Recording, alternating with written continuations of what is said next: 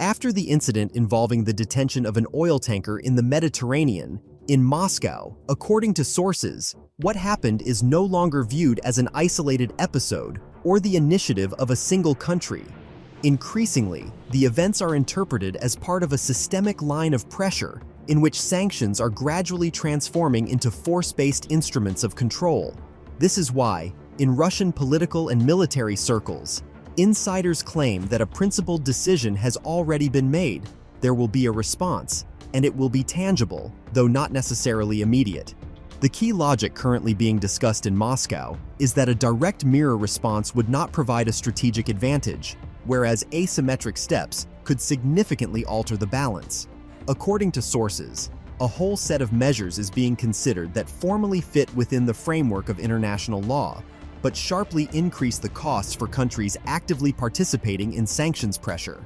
This includes revising approaches to maritime security, strengthening cooperation with partners in sensitive regions, and expanding the practice of escorting Russian cargoes in high-risk zones. At the same time, it is emphasized that Russia is not interested in escalation to the level of direct military confrontation, but considers it unacceptable to create a precedent in which its commercial interests can be blocked by force without consequences. In the expert community, it is noted that particular attention is being paid to the legal front. Moscow, according to sources, is preparing a series of lawsuits and initiatives aimed at challenging the legitimacy of such detentions in order to call into question the very practice of sanctions-based interception in international waters. In parallel, the possibility of intensifying work on platforms involving countries that do not share the Western sanctions logic is being discussed, with the aim of forming an alternative coalition against such actions. Analysts believe that this approach could lead to a gradual erosion of the unity of the sanctions regime and create additional political and reputational risks for the West. Another vector being actively discussed is economic. According to insiders, Russia may use its influence in key markets and specific sectors to apply targeted pressure that will be sensitive precisely for those countries that show the greatest activity in interceptions and inspections. Such a response will not look like a loud demonstration of force, but in the long term may prove far more painful. At the same time, it is emphasized that Moscow is closely monitoring the reactions of other global players, primarily China, which is also interested in preventing sea routes from turning into instruments of unilateral pressure.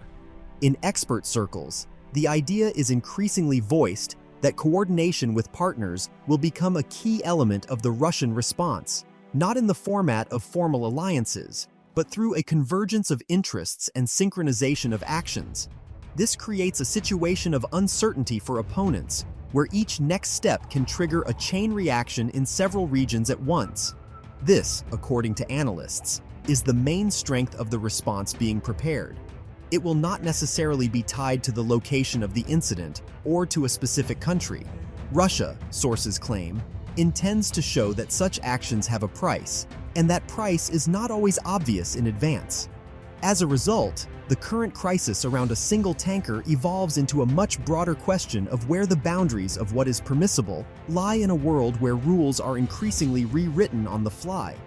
If the Russian response is indeed implemented in the format described by insiders, it could become another step toward the final consolidation of a new reality in which global security ceases to be a common good and turns into a field of constant strategic bargaining. And this, observers emphasize, is what makes the situation particularly dangerous, because each subsequent move is made no longer for the sake of compromise, but to demonstrate that no one is willing to yield anymore. At this stage, according to observers, it is becoming increasingly clear that the Russian response will be built not around a single high-profile move, but around a series of consistent actions that together are capable of changing the overall configuration of pressure. In Moscow, sources claim the bet is being placed on a cumulative effect in which each individual decision may look technical or secondary, but taken together, they form an entirely new reality for opponents. This is precisely why discussion of the response goes beyond purely maritime issues and touches on a much broader range of instruments, from energy policy to diplomatic activity in regions that have traditionally remained outside the focus of Western countries. Analysts emphasize that particular attention is being paid to demonstrating the principle of reciprocity. If sanctions pressure is transformed into force-based control, then the response will be directed at those areas where such actions are most sensitive. At the same time, it is stressed that Russia seeks to act in a way that does not provide a formal pretext for accusations of violating international law, leaving opponents with minimal room for a legitimate hard response.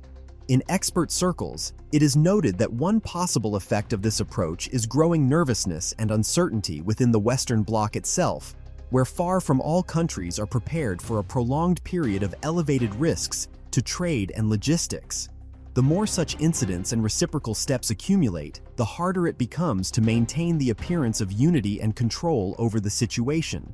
In this sense, the Russian strategy, according to analysts, is aimed not so much at direct pressure as at undermining confidence in the sustainability of existing mechanisms.